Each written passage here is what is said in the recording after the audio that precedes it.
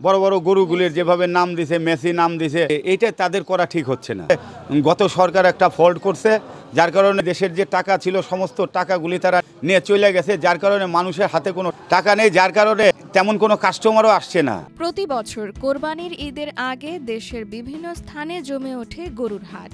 তবে এবছর গরুর উচ্চ মূল্য, নিত্য প্রয়োজনীয় পণ্যের মূল্য বৃদ্ধি ও মানুষের ক্রয় ক্ষমতা কমার কারণে অনেক সাধারণ মানুষ কোরবানির পশু কেনার সামর্থ্য হারিয়েছেন।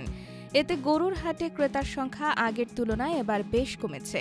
গত বছরের তুলনায় অর্থনৈতিক অস্থিরতা, পরিবহন ব্যয় বৃদ্ধি, পশু খাদ্যের দাম বাড়া এবং জলবায়ু পরিবর্তন সহ বিভিন্ন কারণে গবাদি পশু পালনের খরচ বৃদ্ধি পেয়েছে। এর প্রভাব পড়েছে কোরবানির পশুর বাজারেও। ফলে ব্যবসায়ীরা বাধ্য হয়েই দাম বাড়িয়ে পশু বিক্রি করছেন। লোকজনই নাই, এক আধটু আসতেছে, ব্যাপারে কিনা ক্রেতা নাই, দেখতে তো পাইছেন কোনো লোকজন নাই।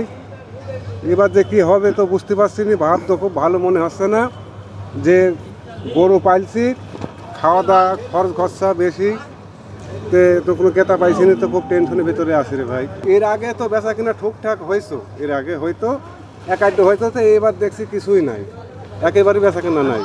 আশা করি যে হবে কম বেশি, কিন্তু যে গতবারকার মতো মনে হচ্ছে না।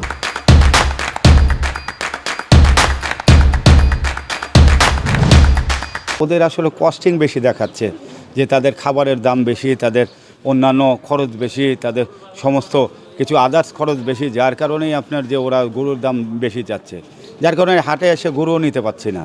মানুষ যেভাবে নাম দিছে যে রোনাল্ডোর দাম বেশি, বড় প্লেয়ারের দাম বেশি, এইভাবে নাম দেখায় গরু দিতে চাচ্ছে। তারা এইভাবে বলতেছে যে এটার নাম ওই কালো মানিক দিছে, বড় বড় গরুগুলির যেভাবে নাম দিছে, মেসি নাম দিছে, যে এইটা তাদের করা ঠিক হচ্ছে না। ক্রেতার সংখ্যা তারা বলতেছে যে আসলে গত সরকার একটা ফল্ট করছে, যার কারণে দেশের যে টাকা ছিল সমস্ত টাকাগুলি তারা নিয়ে চলে গেছে, যার কারণে মানুষের হাতে কোনো টাকা নেই, যার কারণে তেমন কোনো কাস্টমারও আসছে না।